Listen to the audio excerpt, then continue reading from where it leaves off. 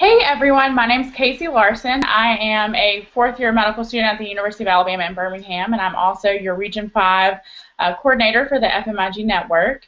Welcome to this episode of the Family Medicine On Air Leaders Series. We're going to be talking today about National Primary Care Week. We're going to be talking to a couple of leaders from some schools who have done some really cool things with National Primary Care Week in the past, and also are planning some exciting events for this year. With us, we have Adam and Michelle from VCU, Virginia Commonwealth University, and we also have Sarah with us from the University of Arizona in Phoenix. So with that said, I'm going to go ahead and we'll get started. We'll start with Sarah. I'm going to ask you to share what National Primary Care Week programming has worked well for your school in the past. So in the past, our National Primary Care Week has been a really collaborative event where we've focused on highlighting the importance of primary care and the importance of going into primary care for our medical students. And we collaborate with the Family Medicine Interest Group, which I'm a part of, and then Internal Medicine Group, Pediatrics, OB-GYN, and our Geriatrics Group. And then this year we also incorporated an event with our rural health program professionals to give advice on how there are incentives for loan repayments of going into primary care as well. So it's really a collaborative event focused between lunch talks, dinners, breakfast, or even happy hours to kind of promote all the different varieties of primary care and kind of the incentives to going into it. Great. Adam and Michelle, what about you guys? So this will be our first year as coordinators. We attended most of the events last year. And last year it was almost exclusively lunch lectures coordinated by different student organizations in the school relating to last year's theme, which was health disparities. And then also one of the evenings there was a documentary that they showed about rural medicine and a discussion that accompanied it. And with each activity throughout the week, you got kind of a raffle ticket, and your name got entered into a drawing so that to incentivize you to attend more events throughout the week. Yeah, I think for me, early on, there were quite a few events that talked about the primary care, more broadly beyond just family medicine, and that was really exciting for me. That was kind of, as a first-year medical student, that was one of the first chances I really got to see just how broad the primary care field really is. So that was really fantastic. Really definitely opened my eyes to how much is out there. Great. As I also helped plan Primary Care Week for our school for on two different years, and some of the things that really worked well for us is we always kicked it off with a panel. We stuck primarily to lunch discussions, but we did use a panel discussion on day one. The dean of the medical school comes and talks, and then we also have representatives from each of the specialties in primary care, and they kind of give a little bit of an introduction as to what they do, what their specialty is, and how it fits into the broad theme of primary care. And then we open up for question and answers at the end. And that's always really good because it starts out getting people interested, getting people aware. Plus you have students who are interested in all kinds of things come to this meeting because there are a bunch of different interest groups involved. We also did, one year we did a theme where we basically took all of the interest groups and we did the entire series on how it would relate to anyone interested in primary care. So global health, loan repayment in primary care, what are your options there, research in primary care, which specialties do which kind of research and how can you get involved. And then sometimes they'll have a kickoff breakfast and just kind of a meet and greet, or you can do workshops with different interest groups and that kind of stuff. And there have been a lot of different ways to be successful, and every FMIG is a little bit different. So it's going to be kind of geared toward whatever your purpose for the week is and where your what your goals are. But those are kind of some things that have worked for us in the past. This week, National Primary Care Week is October 5th through the 9th. The American Medical Student Association is the one that puts it on, which is why this year their national theme this year is climate change and its impact on healthcare. The AAFP has been a supporting partner of the National Primary Care Week for the last few years, and so they're also really excited and involved in National Primary Care Week. So we'll go back to Adam and Michelle, and we're going to ask, what are you doing to prepare for this year, and how are you incorporating that theme? So we're definitely, most of our events throughout the week are directed towards the issue of climate change and its impact on healthcare. We're starting off the week with a community service event with a, you can talk a little bit about that. With a local farm that uses all volunteer labor to provide fresh fruits and vegetables to low-income areas of Richmond, Virginia. And we've worked with them a little bit before as an organization and would really like to learn more about how they see climate change, how we can help them, and also how we can incorporate nutrition education into what we're doing as future physicians. So we're thrilled that that'll kick off the week. Then we'll go into a similar thing to what you were talking about, Casey, with like a Faces of Primary Care lunch lecture with doctors from a lot of different specialties talking about what they're doing. For the following day, AMSA has coordinated someone who works, a family physician who is retired and now works almost exclusively with climate change policy at our Capitol. So he'll come in and discuss that for a lunch lecture.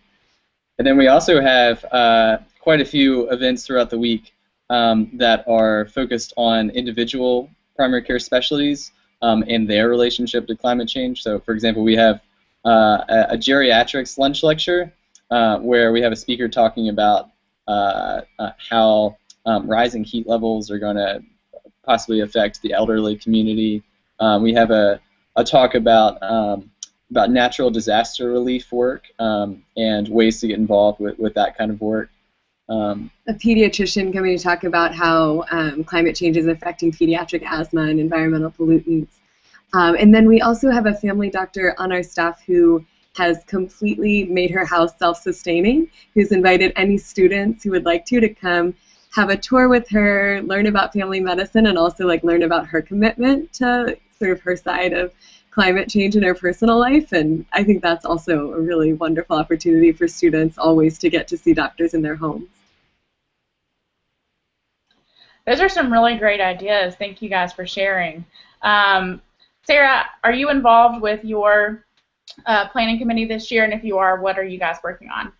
I'm not heavily involved this year because I'm in the middle of my rotations, but generally what we like to do is we like to have different events at different times. So we usually have lunch events every single day, and then occasionally 1 or 2 days we'll have either a breakfast and or a dinner or happy hour, depending on what the schedule is for the group and all the different interest groups we combine with, because that kind of gives us the most amount of time to kind of let people come at whenever they're most free. I don't know exactly what is being planned, but I know that the same interest groups we coordinated with last year are planning on joining again. So that would be the pediatrics interest group, geriatrics, OB-GYN, and then also the internal medicine group as well. And generally it's very similar to what you guys have also described. We generally like to have practicing physicians, program directors if we can for those specific specialties come, and then we generally like to have residents at every single event to come promote like how they got to their path in their specific primary care specialty. So I'm assuming that will be the same theme for this year as well. Great. I too am a little bit removed from planning, so I can't really give insight onto what our school is going to do for this year, but I'm excited to hear what all of the other schools are doing and how we're going to incorporate this year's theme into it. It's an exciting theme. So with that said, I know you've heard all of us talk about a little bit about collaboration. Sarah, why don't you hit a little bit on, you just hit a little bit on collaboration, but why don't you expand a little bit more on collaboration and kind of how you get some community involvement into National Primary Week? Sure. So I kind of already mentioned the groups we collaborate with, and we essentially, what we decided was to let each group do what they would like with their time. So with the OB-GYN, one fun thing that they did was like a gin and tonic, but GYN, and they invited, we had 2 major residency programs here in Phoenix, and the program directors of both of those organizations came, and a bunch of residents came, and it was more of a collaboration for the students to interact with not only the residents, but also the directors of what their program's like. And then for essentially every event after that, like I mentioned, we had either a program director, a practicing physician, and or residents. And then kind of each group had their own specific time. We kicked it off on the Monday with family medicine, kind of giving like we called it Miracle of Modern Medicine, and highlighted the initial importance of primary care, and then throughout the week we had the different specialty groups, and then on Friday we ended up having a mixer where we invited all the groups to come together at a restaurant right near our school, and kind of did like an end of the week celebration type thing that was not really Q&A or anything. It was more just inviting the whole community of students, residents, doctors who have kind of participated in the week. Great. Adam and Michelle, why don't you share a little bit about how you collaborate and how you're fostering some community involvement? So in terms of coordinating within our school, we emailed out to all of the other student leaders of primary care related interest groups and had a sit down early September. That was actually, I think we were pretty overwhelmed with how successful it was. I think historically, I think there have been a lot of interest groups that have gotten involved, but family medicine has really kind of pulled it through the week, and everyone was so enthusiastic to the point that this year I think we'll have 2 and sometimes 3 events pretty much every day of the primary care week. And I think so many people were a little excited about the ideas, but maybe got in touch with people that couldn't come that specific week or just didn't fit into the schedule, that I feel like there'll be quite a bit of trickle throughout the month of October of different primary care related events even after the week's over, just because I think a lot of the student leaders are really thrilled to be included, and also made things like cost of the different events a lot more manageable, because made it so each interest group could fund like the food and the provide the space and all that for the activity that they were in charge of, which makes it a lot more possible to have events throughout the week.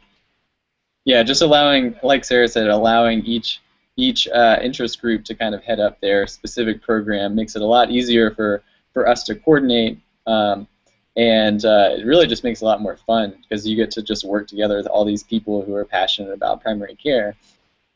And I think we also are collaborating with one of the residency programs in Virginia. They're leading one of the evenings an osteopathic medicine workshop for interested students, and also collaborating with the farm, as we talked about before.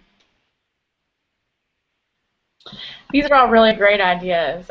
One thing that I'll share about what we did is, as far as collaboration goes, obviously collaborating with the American Medical Student Association chapter at your school. AMSA really kind of heads up National Primary Care Week, so if you can collaborate with that interest group, like mentioned earlier, it can really help with cost. Also, internal medicine interest group, pediatrics interest group. We included med-peds, OB-GYN, geriatrics, and the way that it's structured for us is that there's a committee, and every interest group their leadership structure puts a member to the National Primary Care Week committee, and the committee is chaired by someone who's appointed in the family medicine interest group. And so it's like they were saying, it's a big team effort. It's a big week, and it's a really important week, and so having help really is important. That's just kind of how we did it when I was there, which was a couple of years ago. But we also have a director of primary care, and so they have set aside funding specifically for Primary Care Week. And that's been really helpful too, because it helps with things like the cost, and it just allows a little bit more collaboration because you're not competing with the other interest groups. So I encourage you to check in and look and see if you do have someone like that, or if there is an Office of Primary Care, and if they do have funding for things like National Primary Care Week. Last question, and then we'll wrap up. As far as promoting the event, what have you guys done? We'll start with Michelle and Adam. What have you done to promote National Primary Care Week at your school and in the community? So one of the first things that we've done is, like we were talking about with collaborating with other groups. By working with other groups, we can all kind of work together to put the word out to students in the medical school and then hopefully beyond. Yeah, we basically put it in the email that goes out to all students, and then spam every listserv that we have access to by collaborating with all these other interest groups. So makes it pretty hard not to have heard about Primary Care Week if you're a med student. I think it's an interesting thing that's sort of come out of the discussions for this has been the idea of maybe in the future promoting it more in the greater community around the med school. I think that's definitely something to keep in mind. Great. Sarah, what about you? We did a new thing this year that has not been done in our school in the past, and we involved our media productions department at our school. And prior to Primary Care Week, like a month or so prior, myself and the other FMIG leaders went around and we interviewed different faculty members at our school who were both physicians, either practicing or not, or just faculty members, and then also ancillary staff, and we kind of asked everybody what primary care meant to them, and then we also spoke to some local residents, and through our media production services, they kind of morphed a video together of all these responses of kind of the importance of primary care and how it can mean so many different things to so many different people and different specialists as well, including primary care specialists and those not within primary care. It's important for everybody. And that was something that we used to promote on our website at our university, also on Facebook, and then we also sent the video out on listservs to spam people as well. And in addition to that, we also made flyers and then changed like Facebook pictures to the flyer picture, just so it's kind of like people see it at every avenue. And then some promotion that ended up coming after Primary Care Week occurred, but will hopefully be promotion for future Primary Care Weeks and could possibly be a suggestion for anyone planning this year's Primary Care Week, is we ended up having local news, a newspaper, both in Phoenix and Tucson, reach out to us. They saw our success with Primary Care Week and how many people we had in attendance, and through the help of our family medicine faculty leader, we basically got them to write an article that was mostly highlighting basically the deficit of primary care physicians in the country and why we need more people to go into primary care, but they used our Primary Care Week as kind of an example of how to promote it, and I think that was really awesome for a promotion for like this upcoming year, even though it happened after our Primary Care Week already occurred, and would be a great suggestion if people have a local newspaper at their school or in their local city or town, to kind of reach out to them and see if they can highlight primary care, why it's important, what's going on in the community, to kind of increase promotion of the whole week. That's really great. We did something a little bit similar. We did get in contact with our media department, again through the Director of Primary Care, and we did put an article in the newspaper and then on the School of Medicine website. It wasn't quite as broad as you guys, so I think that what came out of your Primary Care Week last year was incredible. So we did, like I said, we did the promotion with the School of Medicine website leading up to the week, and we also did T-shirts and koozies, which were great because we put the School of Medicine logo on it, and then on the back or on the other side of the koozie it said, Primary Care Week. So it got to promote primary care. Everyone's going to use them. Interestingly enough, the Department of Family Medicine, the Department of Internal Medicine, and I think a couple of the other departments bought T-shirts and wore them every Friday in their clinics. And so it's promoting not only our primary care week, but primary care in general to patients and people in the community. So we thought that was really great. That was pretty successful for us. Thank you guys so much for sharing. I appreciate it so much. I hope that this has been helpful for a lot of the leaders as you're watching this video, maybe giving you some ideas. Also, besides this video, we also have some resources on AAFP's website. You can Google AAFP National Primary Care Week, and it will take you to the National Primary Care Week site. We have tools on there, such as a link to AMS's website where they have videos. They have toolkits, ideas, and examples of what people have done in the past. And then on AAFP's website, we also have a lot of the similar things. Some things you can do would be to have a lunch lecture with and use one of the Family Medicine On Air videos with Dr. Wergen or Dr. Blackwelder or anything that interests your group. You can use that as a lunch lecture, or just look at the tools that we have available for everyone. Thank you for watching. This is the Leader series of the Family Medicine On Air. We're going to be doing a series or a video soon on mission statements and leadership structures within your family medicine interest group, so be sure to check that out as well. And as always, email your regional coordinators or your national coordinator if you have any questions.